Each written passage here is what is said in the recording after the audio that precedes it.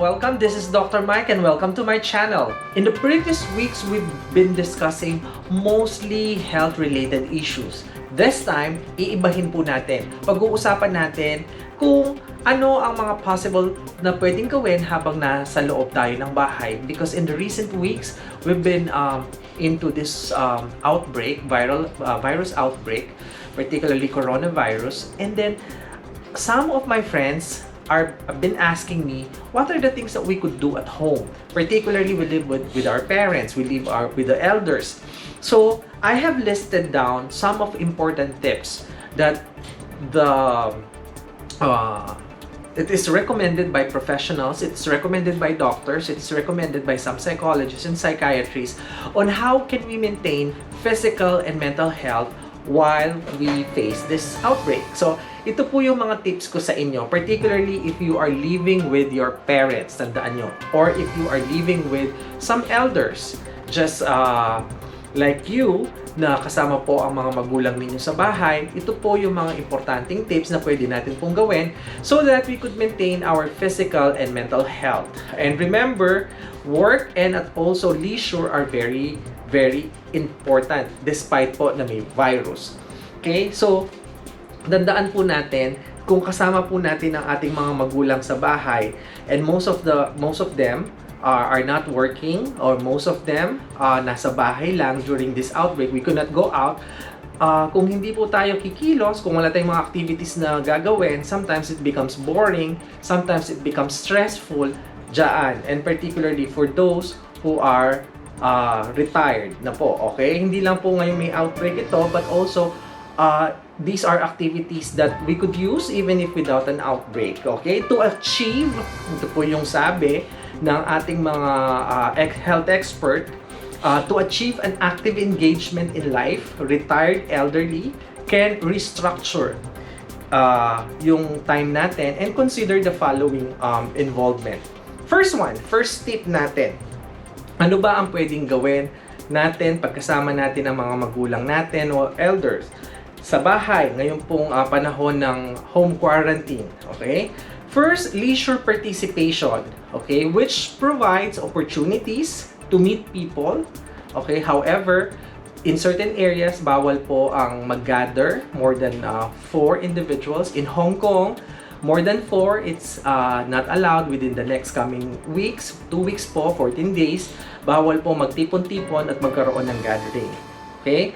So, to maintain physical and mental health, to improve the quality of life. Okay, here are the following examples that we could do. Kahit po sa bahay, pwede nyo pong gawin ito. First one is recreational activities. What are these recreational activities that we could do? Listening to music, that's one. Attending cultural events, okay? Listening to music, it depends what are the type of music ang preference po ninyo or preference po ni mother or preference po ni father. And also, kayo rin po, ano po yung mga music na preference ninyo? Kung sentimental music ba yan? Or sometimes romantic music ba yan? Or something na nakaka-inspire, nakaka-motivate. So that's one. Or attending cultural activities. However, cultural activities nowadays, hindi po pwede. Lalo na kung marami tayo. But if you are going out na sa estate po natin or sa bakuran natin, kung dalawa, tatlo, with social distancing, you could do some kind of events like this. You need to be creative in some ways. So that's the first part of recreational activities. The second one, under leisure participation, we have social activities. This is the second one. For social activities, ito po yung pwede natin gawin. The first one is group dancing. So, kung magkakasama po kayo sa bahay, si ate, si kuya, si mother, tsaka si father, you could do group dancing if kaya pa, because this is a form of exercise as well. And also, for our domestic workers in Hong Kong, you could also do that. Kung bored na bored kayo, you cannot go out. You can invite your employer, you could invite yung pong anak ng employer ninyo, you could dance, or you may do meet some friends, pero ito pong meet friends, medyo po ano to, kasi kung marami po kayo, hindi po pwede. Siguro after na lang po ng outbreak is meeting friends at the same time group tour. So ngayon po yung dalawang activities na po na yon, hindi po muna pwedeng gawin. But other activities or in the near future, you could do that. Yung dalawa, group tour at saka meeting with friends. You could meet friends online, that would be possible as well, but yung physical meeting with them, hindi mo muna pwede. Okay? The third one would be productive activities. Ano po ba itong mga productive activities part of the leisure participation? First, kung malawak ang lupain natin or meron po tayong lupain dyan, so we could have gardening. So yan, pwede po kung may paso tayo dyan, may lupa, pwede po tayo magtanim. Keeping pets that would help us, like kung may dogs po tayo, kung may pusa, pwede po yan. Or handicrafts, at least po yan. These are activities na nakikita po natin at the same time, nagagamit din ang mind natin. For example, nag-grow po yung mga halaman natin. So that would be good. And then another one is under leisure participation is the cognitive activities. Dito po sa cognitive activities, dito po nasi-stimulate ang mind natin. Playing chess, playing board games, solving crossword puzzle, reading, calligraphy, playing musical instrument. These are part of the cognitive activities which would develop physical at the same time yung mental health po natin. So, 4 po yun under the leisure participation. I repeat, so we have recreational activities, we have the social activities, productive activities, and the cognitive therapy or activities. So, it depends po kung saan po kayo o ano po ang pinakagusto ninyo sa mga nabanggit ko. So, it depends. This leisure participation would benefit your psychosocial well-being, which is very important or essential to people of all ages, regardless po kung may edad na po, kung bata, for as long as you engage yourself, napaka-importante po nun. Okay? And these are not expensive at all. And we could do it, particularly ngayon po may outbreak. So these are activities that you could try. Any age po, pwede natin gawin. Start developing your hobbies and interests. Maari pong yung iba sa inyo, listening to music ang kanilang form of relaxation during this outbreak. Or yung iba, gardening. Or yung iba, playing board games, chess, or solving puzzles. So depende po sa inyo. Yun. To enjoy these leisure activities, you need to invite. Hindi lang po kayo. For example, si kuya, i-invite lang si ate, invite din po yung parents. So, ganun po. Don't be afraid of trying something new. Lagi po tayo maging relevant. Exploring things that would make us grow. Exploring things that medyo pleasurable and it would give us some fun. Take one step at a time. Huwag po nating pagsabay-sabayin kasi mas-stress naman po tayo kung sobrang dami nila. Okay? So, yun po yung part ng leisure participation. The second category would be lifelong learning. Okay? Kung meron po tayong leisure participation, lifelong learning. What are the things that we have learned? Particularly dito sa outbreak na to. Try to reflect why nagkaroon po tayo ng virus na ganito. Bakit po nagkaroon at kumalat ang virus nito? Try to reflect and you would learn. And then try to research then. Okay? Try to learn new knowledge or skills that are useful and very satisfying po sa inyo. For example, attending health or listening to health educational activities, watching our channel so that you would know how to prevent certain diseases or you would know how to acquire certain diseases and the mode of prevention. And also, particularly in Hong Kong, one thing I've noticed, some of the elders during nung wala pa pong outbreak, you could find them engaged or nasa labas po sila early morning, they do the exercise yung tinatawag na Tai Chi to improve their health. Maari pong sa lugar ninyo, may isang exercise po kayong ginagawa, you can continue that. If you enjoy and if it gives some pleasure sa inyo, do that. Okay?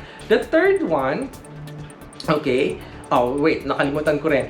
For those lifelong learning natin, try to consider as well, particularly to our domestic workers na nandito sa Hong Kong, what is next?